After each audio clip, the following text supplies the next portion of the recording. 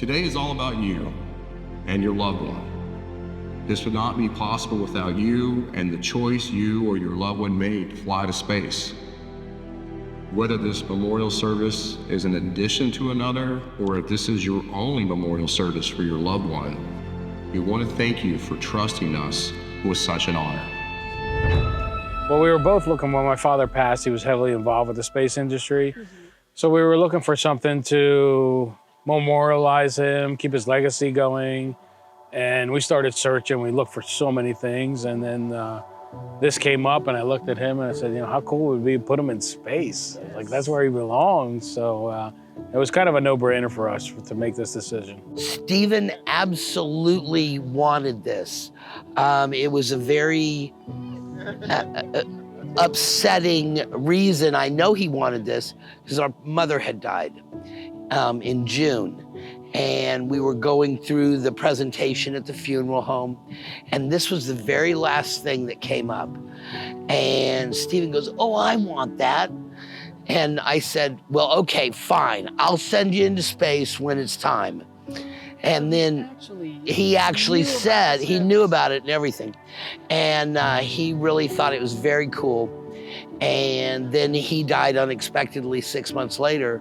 So of course I'm shooting him into space, of course. Good afternoon. My name is Colby Youngblood, and I'm the president of Celestis Memorial Spaceflights.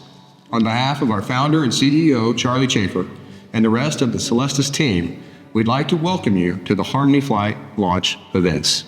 I'd also like to welcome all of our families that cannot be with us today in California that are watching this service via live stream. Thank you all for joining as well. The Harmony Flight represents our 23rd Memorial Space Flight. Right now, 14 miles west of us, a Falcon 9 rocket sits on a launch pad at Space Launch Complex 4 at Vandenberg Space Force Base. At the top of that rocket, in the cone-shaped housing called a fairing, a symbolic portion of your loved one awaits the journey that only a very few people on this earth have experienced. Once successfully deployed into Earth orbit, which will be 1 hour, 2 minutes, and 26 seconds after launch, your loved one will embark on an amazing trip around the Earth.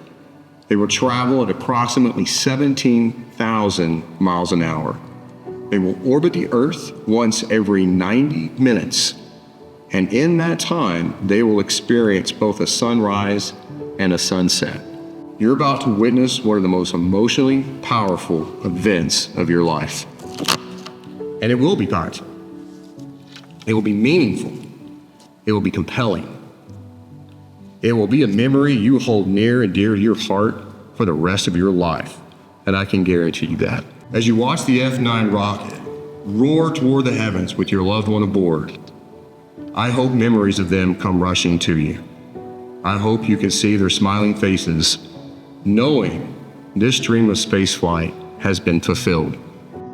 So when it comes to launching a rocket, a very common saying is it takes 1 million things to go right to be successful, and only one to go wrong to be a bad day. For that reason, the majority of what we're doing on day of launch is double and triple checking everything on the rocket, everything on the ground to make sure that it's ready to go and it can be successful in its flight. For this launch, SpaceX has been working on the booster for the last several weeks. This is the 12th time that this booster will be launching. So far in its life, which started with its first launch in January of 2023, it's put up 271 Starlink satellites, 10 satellites for the US Space Force Space Development Agency, and 2 satellites for the German military.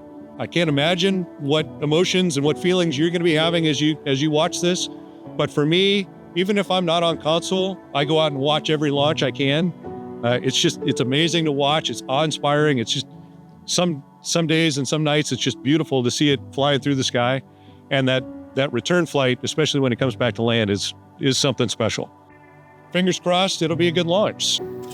So the reason that we're here is that my husband, Michael Lambton, was in the astronaut program for about 20 years and he never got to fly. So after his death, I was sitting in the gym and I said to myself, we should send his ashes to space. He was the sweetest guy. At his memorial, it was his co-workers that spoke, and they talked about how kind he was, what a genius he was, but he didn't act like a genius. He was so kind. We're here to talk about my father, Cirilo Doval. My father was a Cuban immigrant. He came over from Cuba when he was 6 years old. My father enlisted in the Air Force during the Vietnam War. He served as a technician working on planes in the Air Force. That career led him to earn top secret status through the Air Force in the United States of America. From there, he went to a job recruiter looking for a job and ended up finding a job with GE Aerospace. And that's where his career started in the space industry. One of the things that we talked about after he passed was how do we keep his legacy going? And he kind of joked around and said the aliens dropped him off here on this planet and said they'd come back to get him, and they never did. So, well, now it's time to send him up and see if he gets back to home where he needs to be. He was my little brother, and he had a heart the size of a mountain. It was wonderful. So I'm his sister. This is his uncle, Gary. And we are just here to represent him and the wonderful heart that he had. It's just sharing who he is, his story with you, and hearing the stories of everybody that have loved ones that are going to go up with my James. That makes this something very special. And it continues the flight, the space odyssey that he's on, I'm on. I think we're all on. I first want to say that my husband will be so proud to be on a flight with all of your loved ones. He was just starting to get into space before he was diagnosed with ALS in 2021. It was a shock to all of us. He spent over a year trying to put together his most perfect telescope. He went through a company. He picked every single piece to that telescope by hand, and they personally made it to him. It was shipped to him in March of 2021. He was diagnosed July 6, 2021. He used it for a very short time and enjoyed every single second with that telescope. He will be very proud to be on the flight with all of your loved ones, and I'm sure he's talking their ears off and trying to get as much information as he can, because this was new for him, and he was very excited for this new journey. I'm very happy to be here, and again, thanks for the opportunity. My mother had absolutely no connection to space, to rockets, anything at all to do with any of this. She died in her early 90s. She was a very interesting character. But about 20 years ago, she understood what the internet was and started doing research and playing around and finding many things that interested her. And that's why her ashes are off the East Coast in a reef, and her ashes tomorrow will be going up in a rocket. Because she was curious. She had fun, she researched, she did a lot of different things just for the fun of it. Thank God every day I was born into the family I was born into, and she did a tremendous job raising 3 boys, again, without murdering any of us along the way. Thank you. So my dad, Robert, they actually met in a bar. Funny story. Double date, blind date. Her friend was supposed to meet my dad. His friend was supposed to meet her. Didn't happen. He moved to California. He worked for TRW. Shortly before they got taken over by Northrop, he retired. At the California Science Center, that's the satellite named Chandra. That's his baby, his legacy. He helped build that, and it just reached 25 years, and it's still going. The bear, he gave me that shortly before he passed away of cancer. He did it during 2020, so I was home instead of at work. He Yeah, before he lost his ability to speak, he told me that he wanted to go to space. If we ever found something like this, that he would want to go to space. And so I Googled, Celestis came up. Mom didn't like the idea at first because, you know, certain things that are involved with what you have to do to get up there. My husband, Thomas Kevin Smith, he went by Kevin. He grew up at the Jersey Shore, 2 blocks from the Belmar Beach, and he was described as being kind, exceptionally spontaneous, naturally hilarious, brilliant, generous, extremely loyal, and understood friendship better than anyone. He loved learning about everyone he met, and he had many friends around the world. And like on tomorrow's journey, he dreamed of outer space from a very early age. Kevin heard on the radio about how people's ashes were going to space. And he said that would probably be the only way he would ever get to space. That thought stayed with him, and he loved to learn about space. When he got sick, he started talking about going up to space after he passed. So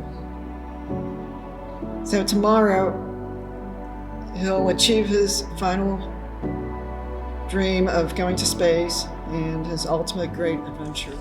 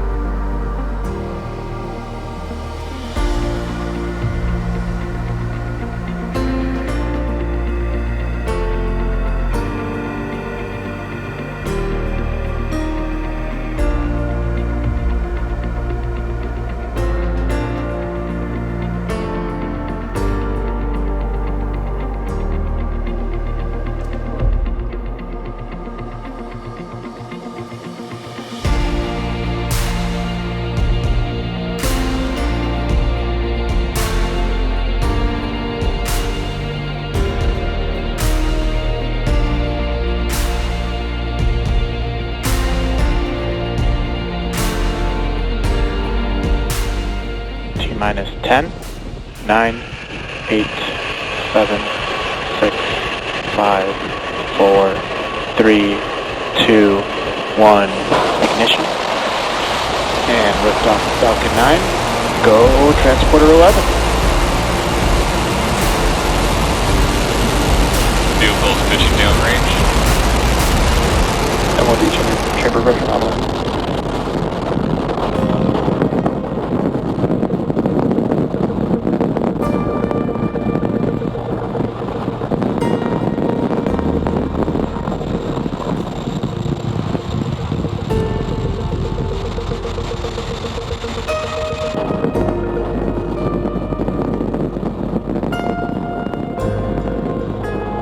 Main engine cut off. Stage separation confirmed.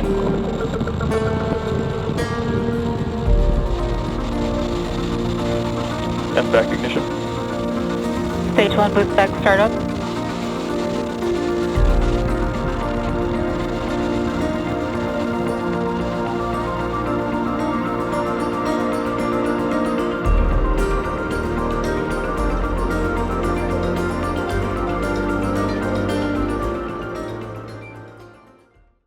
It was very, very beautiful and meaningful in a spiritual way, and in a way where it's just amazing to see that she's up there. Yeah. Oh my God, it was so powerful. And for a second there, I was like, oh my God, I'm sending my brother into space, and I got all worried about him. And And then he went into space, and it was wonderful. I know, and he's loving life. He loved this week, so I know it. No, thank you. This is his uncle, Gary. Words are hard to come by right now. The feeling, the emotion of seeing it actually happen. It is, again, this sort of thing is what has made America what it is today. Thank you very much for allowing us to participate. Yeah, thank you. We're very glad to participate in this launch event. We actually fly all the way from Taiwan, taking us 13 hours to join this event. No, and this is the second time to join the event. We actually joined, the first time is 15 years ago. 15 years ago, yes, in Mexico, New Mexico, yeah. Oh my gosh, I can't even. The emotion runs the gamut of happy, sad, excited. There's not even words. It's just, he's up there where he really wanted to be. And the feel, like you feel the rocket, you feel the launch, you feel the whole thing. Yeah. It's I wish everybody just that amazing. decides to do this can come and actually see it, because I think seeing it, like you said, you hit this, it's just, there's not words.